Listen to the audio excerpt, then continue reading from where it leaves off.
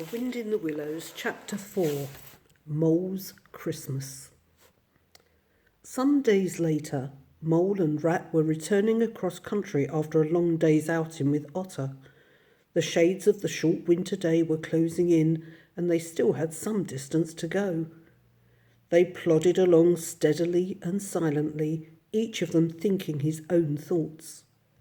The Rat was walking a little way ahead, as his habit was, his eyes fixed on the straight grey road in front of him, so he did not notice poor Mole when suddenly the summons reached him and took him like an electric shock. It was a mysterious call that suddenly reached Mole in the darkness, making him tingle through and through with its very familiar appeal, even while as yet he could not clearly remember what it was. He stopped dead in his tracks, his nose searching hither and thither. A moment, and he had caught it again, and with it came recollection in fullest flood. Home. That was what they meant, those caressing appeals wafting through the air. Why, it must be quite close by him at that moment, his old home that he had hurriedly forsaken that day when he first found the river. Since his escape on that bright morning, he had hardly given it a thought. Now, with a rush of old memories, how clearly it stood up before him in the darkness. "Ratty!" he called, full of joyful excitement. "Hold on, come back!" "Come along, Mole," replied the Rat cheerfully, still plodding along.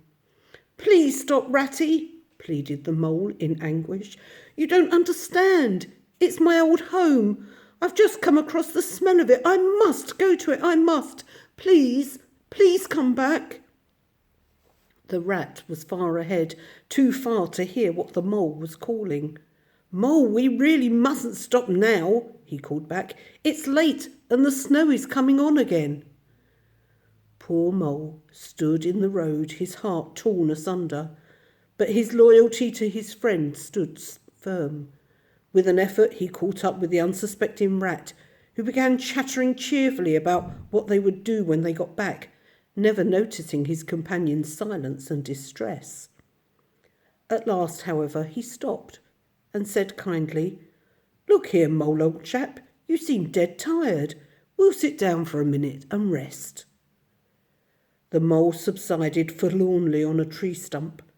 The sob he had fought with so long refused to be beaten, and he cried freely and helplessly. The Rat, dismayed, dare not speak for a while, and at last he said very quietly, "What is it, old fellow? Whatever is the matter?" Poor Mole found it difficult to get any words out.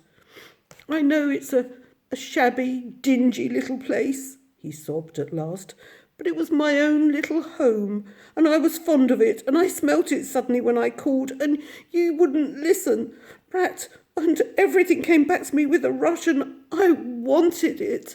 Oh dear." The Rat stared straight in front of him, saying nothing. After a time, he muttered gloomily, "I see it all now. What a pig I've been.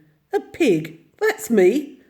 Then he rose from his seat and, remarking carelessly, "Well, now we'd really better be getting a move on, old chap," set off up the road again, over the way they had just come. "Wherever are you going to?" replied the tearful Mole. "We're going to find that home of yours," replied the Rat pleasantly. You had better come along. It will take some finding, and we shall want your nose." They moved on in silence for some little way, when suddenly Mole stood rigid, while his uplifted nose, quivering slightly, felt the air. Suddenly, without warning, Mole dived, and Rat followed him down the tunnel to which his nose had faithfully led him. Facing them was Mole's little front door, with Mole End painted in Gothic lettering over the bell-pull at the side. Mole's face beamed. He lit a lamp and took one glance around his old home. He saw the dust lying thick on everything, the cheerless, deserted look of the neglected house, and collapsed on a chair. "Oh, Ratty," he cried. "Why did I bring you to this poor, cold little place?" The rat paid no heed. "What a capital little house this is," he called out cheerily. "We'll make a jolly night of it. First we want a good fire." The rat soon had a cheerful blaze roaring, but Mole had another fit of the blues. "Rat," he moaned, "how about supper? I've nothing to give you."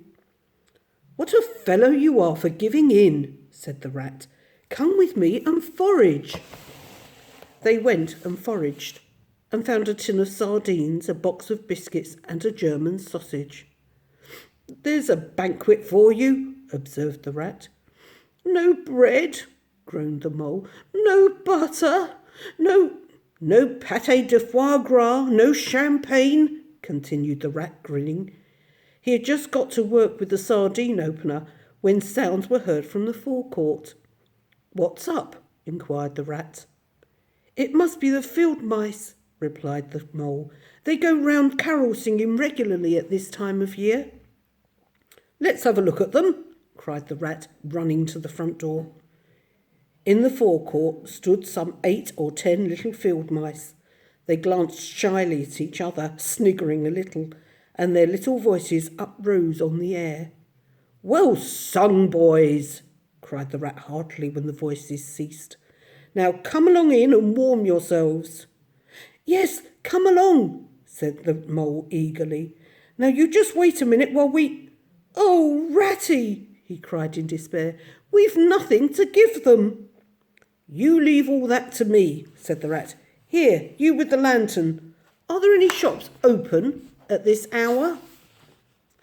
"Why, certainly, sir," replied the field mouse. Much muttering conversation ensued. Finally, there was a chink of coin. The field mouse was provided with a basket, and off he hurried. The rest of the field mice perched in a row on the settle and toasted their chilblains. Soon the field mouse with the lantern reappeared, staggering under the weight of his basket. Under the generalship of Rat, everybody was set to do something or to fetch something. In a very few minutes supper was ready, and Mole saw his little friends' faces brighten and beam as they fell to without delay, and then let himself loose on the provender, thinking what a happy homecoming this had turned out after all. When the door had closed on the last of them, the rat, with a tremendous yawn, said, "Mole, old chap, I'm ready to drop." And he clambered into his bunk and rolled himself up in the blankets.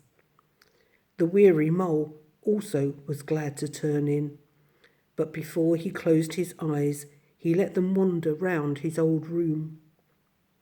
He did not want to abandon his new life, to turn his back on sun and air, but it was good to think he had this to come back to, this place which was all his own and could always be counted upon for the same simple welcome.